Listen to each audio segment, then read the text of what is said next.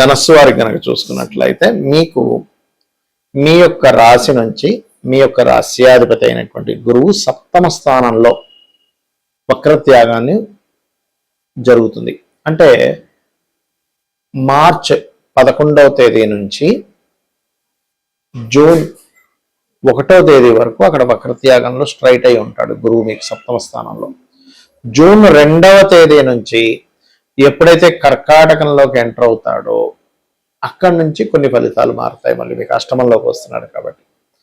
అయితే ఈ యొక్క విషయాలు చెప్తుంది నేనైనప్పటికీ చెప్పిస్తుంది సాక్షాత్ లలిత అమ్మవారిగా భావిస్తూ ఆ లలితాంబిక అమ్మవారి యొక్క అనుగ్రహం మీ అందరికీ పరిపూర్ణంగా కలగాలని మనస్ఫూర్తిగా కోరుకుంటూ, ప్రధానంగా ఇక్కడ ఈ సప్తమ స్థానంలో ఎప్పుడైతే గురువు ఉన్నాడో ఈ గురువు ఏంటంటే 7th హౌస్లో ఉన్నందుకు ప్రధానంగా ఈ సప్తమం అనేటువంటిది ఏదైతే ఉందో వివాహ సంబంధించినటువంటి విషయంలో గతంలో ఏవైతే మిస్ అయిపోయాయో అవి మళ్ళా కొంత మీకు ఊరట కలిగించేటువంటి కొన్ని విషయాలు జరగడం, వివాహం కోసం చేసే ప్రయత్నాలు సక్సెస్ అవ్వడం, ఒక ప్రాజెక్ట్ అనుకుంటున్నాము ఆ ప్రాజెక్ట్కి ఎవరైనా పార్ట్నర్స్ కావాలి, ఆ పార్ట్నర్స్ యొక్క సహకారము, కొంత పార్ట్నర్స్తో చిన్న చిన్న డిస్ప్యూట్స్, జీవిత భాగస్వామితో కూడా చిన్న డిస్ప్యూట్స్, ఎందుకంటే ఇక్కడ గురువు యొక్క రాసులు పాడయ్యాయి కదండి, అందుకని కొంత డిస్ప్యూట్స్ వస్తాయి, కొంత కలయిక అవుతుంది, కొంతవరకు కొంతమందితో పరిచయాలు పెరుగుతాయి, మరియు కొంత సోషల్గా కూడా కొంత వెళ్ళడము జరుగుతుంది. సోషల్గా వెళ్ళడం వల్ల దానివల్ల కొంత అంటే ఇక్కడ ఏంటంటే సోషల్గా డిస్ప్యూట్ రావాలి, అప్పుడు ఏం చేస్తారు, ఫస్ట్ సోషల్గా వెళ్తారు. వివాహ సంబంధించిన విషయంలో కొంత స్ట్రెస్ ఉండాలి, అంటే వివాహ సంబంధం వెతుక్కోవడం జరిగాక స్ట్రెస్ ఉండదు, సాఫీగా ఉండదు. ఎందుకంటే గురువు సప్తమంలో ఉన్నందుకు మాత్రమే కాదు, అది గురువు సప్తమంలో ఉన్నందుకు మీకు వివాహం అవ్వడానికి ఆస్కారం పెరుగుతుంది. కానీ శని రాహు ఎనర్జీస్తో ఉన్నప్పుడు స్ట్రెస్ఫుల్గా అవుతుంటుంది అది.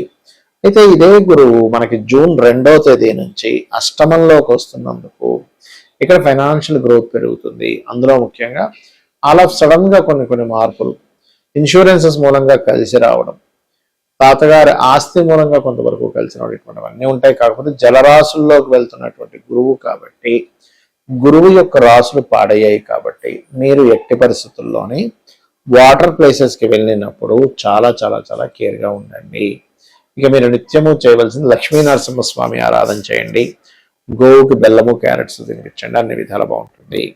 ఇక్కడ ఏంటంటే వక్రగతి అనేటువంటిది మీ పర్సనల్ చార్ట్లో అయినా లేకపోతే గోచారంలో అయినా జరిగినప్పుడు, గోచారంలో జరిగినప్పుడేమో దేశకాల పరిస్థితుల మీద దాని ఎఫెక్ట్ ఉంటుంది. మీ పర్సనల్ చార్ట్లో ఉన్నప్పుడు ఒక విషయాన్ని మీరు ప్రధానంగా గుర్తుపెట్టుకోవాలి. ఏమిటది అంటే మీ పర్సనల్ చార్ట్లో ఏదైనా భావంలో ఏదైనా గ్రహం వక్రించింది అన్నప్పుడు దాని యొక్క అర్థం ఆస్ట్రాలజికల్గా ఉంటుంది. ఏమిటది, ఉదాహరణకు గురువు వక్రించాడు అంటే గురు సంబంధించినటువంటిది లేదా జ్ఞాన సంబంధించింది లేదా దేవతా సంబంధించింది ఏదైనా మీరు కర్మ పాస్ట్ లైఫ్లో బ్యాలెన్స్ ఉన్నారు, సంతానానికి సంబంధించింది, సంతానము గురువు, అదేవిధంగా ఇట్లాంటి విషయాల్లో మీరు బ్యాలెన్స్ ఉన్నారు అని అర్థం అనమాట. అందుకని ఆ బ్యాలెన్స్ క్లియర్ చేసుకోవడం కోసం పుట్టారు. అదే సాటర్న్ వక్రించాడు అనుకోండి, పూర్వజన్మల్లో మీరు చేయాల్సిన కొన్ని పనులు ఈ జన్మలో చేసేటువంటి కొన్ని జాబ్స్ కొన్ని బ్యాలెన్స్ ఉండిపోయారు. ఇంకోటి ఏంటి, వక్రించినప్పుడు ఉన్న ప్రదేశం నుంచి వేరే ప్రదేశానికి వెళ్తేనే మీరు సక్సెస్ అవుతారని కూడా అర్థం. అదేవిధంగా బుధుడు అనుకోండి వక్రించడం, వాళ్ళలో సర్వసాధారణంగా కొంచెం హ్యూమరస్ ఎక్కువగా ఉంటుంది, కొంచెం ఎటకారంగా మాట్లాడడం, కొంచెం డిఫరెంట్గా మాట్లాడడం, ఇవి కాకపోతే వీళ్ళు ఈ రకంగా మాట్లాడడం వల్ల అవతల వాళ్ళకి హాస్యంగా ఉంటుంది. కానీ కొన్నిసార్లు అవతలి వాళ్ళు ఈ మాటల వల్ల అనవసరంగా నొచ్చుకుంటారు కూడా. కాబట్టి ఈ విషయంలో జాగ్రత్తగా ఉండాలి. కొంచెం విద్యా సంబంధించినటువంటి విషయంలో కూడా ఇక్కడ ఏంటంటే కొంత మార్పులు ఇవన్నీ కూడా చూపిస్తుంటాయి బుధుడు వల్ల. అండ్ అలాగే ఇక్కడ మరొక విషయం ఏంటంటే శుక్రుడు వక్రించాడు అనుకోండి, అంటే జీవిత భాగస్వామి లేదా వివాహ సంబంధించిన విషయాలు మిస్ అవ్వడం, లేదా మీ యొక్క జీవితంలో లేడీస్ ఎవరైతే ఉంటారో వాళ్ళ వల్ల కొన్ని విషయాలు మిస్ అవ్వడం, లేదా వాళ్ళు మిస్ అవ్వడం అనేది జరుగుతుంటుందని మీరు అర్థం చేసుకోవాలి. అదేవిధంగా రాహుకేతువులు ఎప్పుడైతే వక్రించే ఉంటారు, రవిచంద్రులు అయితే ఎప్పుడు వక్రగతిలోకి వెళ్ళరు. కాబట్టి ఇక్కడ మనకేమిటి, కుజుడు వక్రించాడు అనుకోండి, ఉదాహరణకి కుజుడు వక్రిస్తే కొన్ని ల్యాండ్స్ విషయంలో మిస్ అవుతారని కూడా అర్థం. అయితే ఇక్కడ ఈ మిస్ అవుతారా పొందుతారా అని కూడా ఉంటుంది ఒక్కోసారి వక్రించినప్పుడు. అదేమిటి అంటే మీకు ఏ గ్రహం అయితే వక్రించిందో ఆ వక్రించిన దగ్గర పడినటువంటి పోర్ట్ఫోలియో అది ఏ రాశిలో వక్రించింది, ఏ నక్షత్రంలో ఉండగా వక్రించింది, ఆ వక్రించిన గ్రహం వెనక్కి వెళ్ళినప్పుడు, అంటే ఉదాహరణకి మేషంలో ఒక గ్రహం వక్రించింది అనుకోండి, అది మీనంలోకి దాని ప్రభావం చూపిస్తూ ఉంటుంది. అలా ఒక్కొక్కసారి వృషభంలోకి వెళ్ళిపోయిన గ్రహం మేషంలోకి వక్రించుకుంటూ వస్తుంది. అప్పుడు దాన్ని మీరు మీనంలోకి వెళ్తున్నట్టుగా తీసుకోకూడదు, మేషంలో ఉన్నట్టుగా తీసుకోవాలి. ఇది ప్రధానంగా మీరు చూసుకోవాలి, గుర్తుపెట్టుకోండి. అలాగే మరొక విషయం ఏంటంటే ఇక్కడ చూసుకున్నట్లయితే ప్రధానంగా ఈ వక్రగతి సంబంధించినటువంటి విషయంలో ఈ జాగ్రత్తలు తీసుకుంటూ ఇక్కడ కొన్ని వక్రగతుల వల్ల మంచి కూడా జరుగుతుంది. ఇప్పుడు ఆ వక్రించిన గ్రహం యొక్క వెనక రాశుల్లో శుభగ్రహాలు ఉన్నప్పుడు మంచి కూడా జరుగుతుంది. అయితే ఈసారి ఈ సంవత్సరానికి గురువు అధిపతి రాజయ్యాడు కాబట్టి, మంత్రి కుజుడయ్యాడు కాబట్టి, ఈ వక్రత్యాగము వలన మరింత ఈ యుద్ధ సంబంధించిన మరింత పెరుగుతాయి, విపరీతంగా పెరుగుతాయి అనమాట.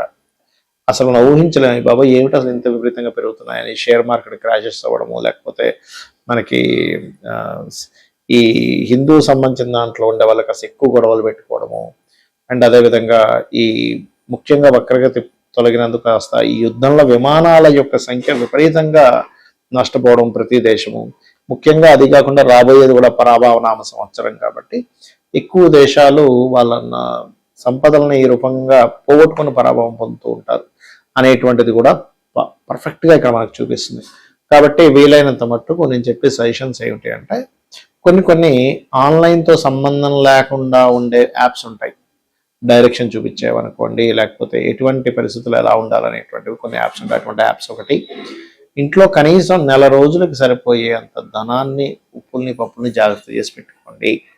అదేవిధంగా కాస్త కార్లో కూడా కాస్త ఎప్పుడు కూడా కొంత ఫ్యూల్ ఉండేలా చూసుకోండి. ఎందుకంటే ఫ్యూల్కి కొంచెం ఈ ప్రైజెస్లో కూడా కొంచెం అప్ అండ్ డౌన్స్ కూడా బాగా పెరుగుతాయి గురువు వక్రగతి పోయినప్పటి నుంచి.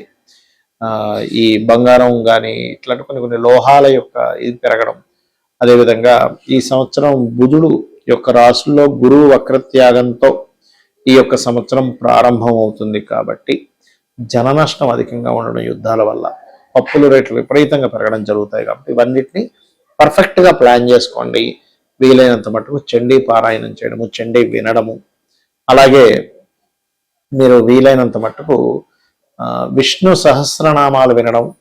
ఈ మిథునంలో అందరికీ కూడా, అంటే మనకి మీ జాతకం ఉన్నా లేకపోయినా కూడా జూన్ వరకు ఎవరితోనైనా మీరు మాట్లాడేటప్పుడు, ఎవరితోనైనా ఏదైనా కమ్యూనికేట్ చేసేటప్పుడు, అగ్రిమెంట్స్ రాసుకునేటప్పుడు, పత్రాలకు సంబంధించింది ఏదైనా చేసేటప్పుడు కాస్త జాగ్రత్తగా ఉండండి. అంటే ఒక్కొక్కసారి మనకు తెలియకుండానే డాక్యుమెంట్స్ సరిగా లేకపోవడము, ఆ రకంగా ఇబ్బందులు పడడం, ఇవన్నీ కూడా మీకు కనబడుతున్నాయి. కాబట్టి ఈ యొక్క విషయంలో జాగ్రత్తగా ఉండండి.